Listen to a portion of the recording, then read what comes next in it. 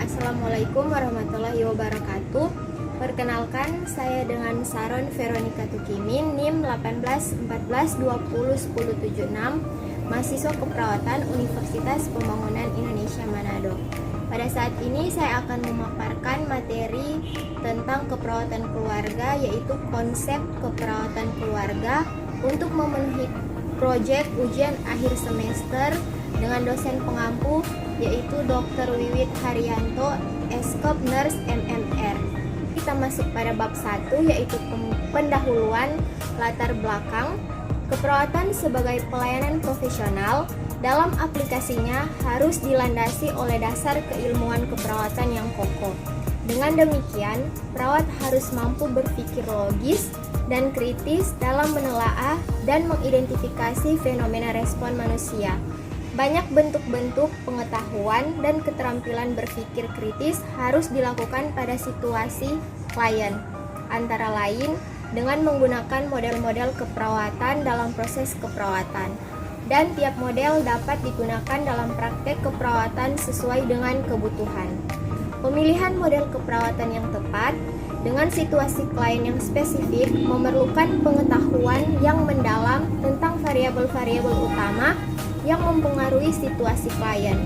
Langkah-langkah yang harus dilakukan perawat dalam memilih model keperawatan yang tepat untuk kasus spesifik adalah sebagai berikut. Yang pertama itu mengumpulkan informasi awal tentang fokus kesehatan klien, umur, pola hidup, dan aktivitas sehari-hari untuk mengidentifikasi dan memahami keunikan pasien.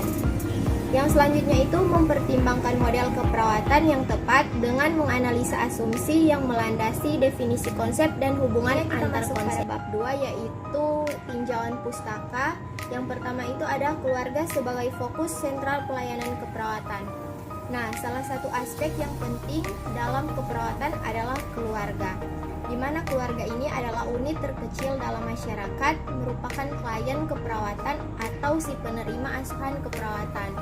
Nah, keluarga ini berperan dalam menentukan cara asuhan keperawatan yang diperlukan anggota keluarganya yang sakit.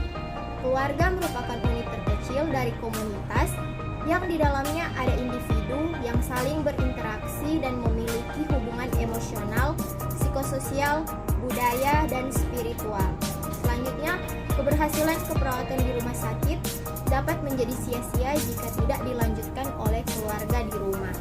Perawat kesehatan keluarga atau family health nursing adalah tingkat perawatan kesehatan masyarakat yang ditujukan atau dipusatkan pada keluarga sebagai unit atau sistem suatu kesatuan yang dirawat dengan sehat sebagai tujuannya dan melalui perawatan sebagai sarannya.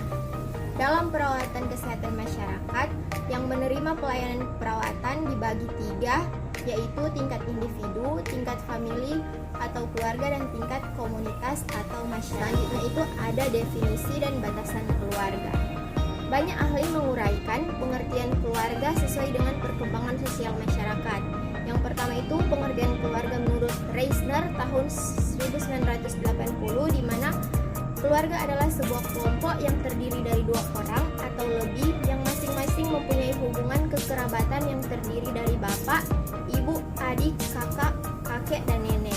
Dan menurut Logan 1979, keluarga adalah sebuah sistem sosial dan sebuah kumpulan beberapa komponen yang saling berinteraksi satu dengan yang lainnya. Terus ada tipe-tipe keluarga, terbagi atas 2, tradisional dan non-tradisional. 1 tradisional terdiri dari the nuclear family atau keluarga inti yang hanya terdiri dari suami, istri, dan anak. Yang kedua the diet family atau keluarga yang terdiri dari suami dan istri tanpa anak yang hidup bersama dalam satu rumah. Terus ada keluarga usila, keluarga yang terdiri dari suami dan istri yang sudah tua dengan anak yang sudah memisahkan diri. Selanjutnya ada the childless family, keluarga tanpa anak karena terlambat menikah dan untuk mendapatkan anak terlambat. Dan yang terakhir itu ada the extended family, keluarga yang terdiri dari 3 generasi yang hidup dalam satu rumah seperti nuclear family disertai paman, tante, orang tua, kakek, atau nenek.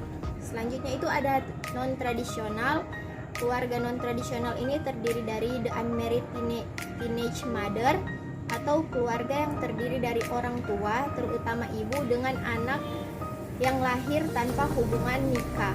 Selanjutnya itu the step parent family, keluarga dengan orang tua tiri.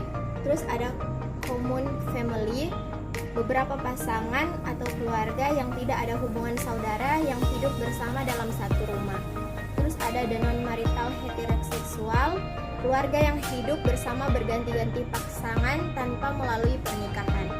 Selanjutnya itu fokus praktik pelayanan keperawatan keluarga. Nah, yang pertama ada karakteristik praktik keperawatan keluarga, di mana pengenalan dan integrasi konsep keluarga, fokus pada interaksi keluarga dan dinamika keluarga, melibatkan anggota keluarga itu sendiri dalam asuhan, terutama dalam mengambil keputusan dan pemberian asuhan keperawatan.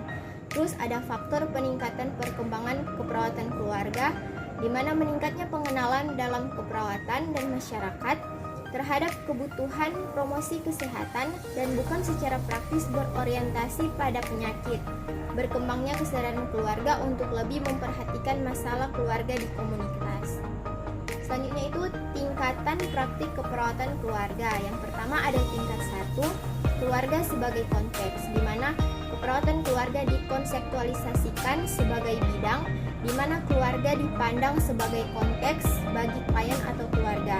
Terus asuhan keperawatan berfokus pada individu, dan keluarga merupakan latar belakang atau fokus sekunder, dan individu bagian terdepan atau fokus primer yang berkaitan dengan pengkajian dan intervensi, dan perawat dapat melibatkan keluarga sampai pada tingkatan tertentu. Yang tingkat 2 itu keluarga sebagai penjumlahan anggotanya, dan tingkat 3 itu subsistem keluarga sebagai klien, di mana subsistem keluarga adalah fokus dan penerima pengkajian dan intervensi. Tingkat 4 itu ada keluarga sebagai klien, di mana keluarga dipandang sebagai klien atau sebagai fokus utama pengkajian atau asuhan keperawatan. Selanjutnya ada fungsi keluarga menurut Friedman 1992, di mana ada fungsi afektif dan coping, yaitu keluarga memberikan kenyamanan emosional anggotanya. Selanjutnya ada fungsi sosialisasi, di mana keluarga sebagai guru menanamkan kepercayaan, nilai, sikap, dan mekanisme konsep. Terus fungsi reproduksi, keluarga melahirkan anaknya. Fungsi ekonomi, keluarga memberikan finansial untuk anggota keluarganya. Fungsi fisik, keluarga memberikan keamanan, kenyamanan lingkungan yang dibutuhkan untuk pertumbuhan, bahkan termasuk untuk penyembuhan dari sakit. Selanjutnya ada tingkat pencegahan dalam keluarga. Nah, peningkatan kesehatan dan tindakan preventif khusus yang dirancang untuk menjaga orang bebas dari penyakit dan cedera. Pencegahan sekunder yang terdiri atas deteksi dini, diagnosa, dan pengobatan. Pencegahan tersier mencakup tahap penyembuhan dan rehabilitasi, dirancang untuk meminimalkan ketidakmampuan klien dan memaksimalkan tingkat fungsinya. Nah, selanjutnya itu ada peran perawat keluarga. Perawatan kesehatan keluarga adalah pelayanan kesehatan yang ditujukan pada keluarga sebagai unit pelayanan untuk mewujudkan keluarga yang sehat. Fungsi perawat membantu keluarga untuk menyelesaikan masalah kesehatan dengan cara meningkatkan kesanggupan keluarga itu melakukan fungsi dan tugas perawatan kesehatan keluarga. Fungsi peran perawat yaitu melakukan perawatan kesehatan keluarga terdiri dari yang pertama perawat sebagai pendidik, perawat sebagai koordinator, perawat sebagai pelaksana, perawat sebagai pengawas kesehatan, perawat sebagai konsultan, perawat sebagai kolaborasi, perawat sebagai fasilitator, penemu kasus dan modifikasi. Yang ketiga itu penutup, di mana kesimpulan yaitu perawatan kesehatan keluarga adalah tingkatan perawatan kesehatan masyarakat yang ditujukan atau dipusatkan pada keluarga sebagai unit atau kesatuan yang dirawat dengan sehat sebagai tujuannya melalui perawatan sebagai sarana atau penyalur untuk dapat mencapai tujuan dalam pemeliharaan kesehatan para anggotanya dan saling memelihara.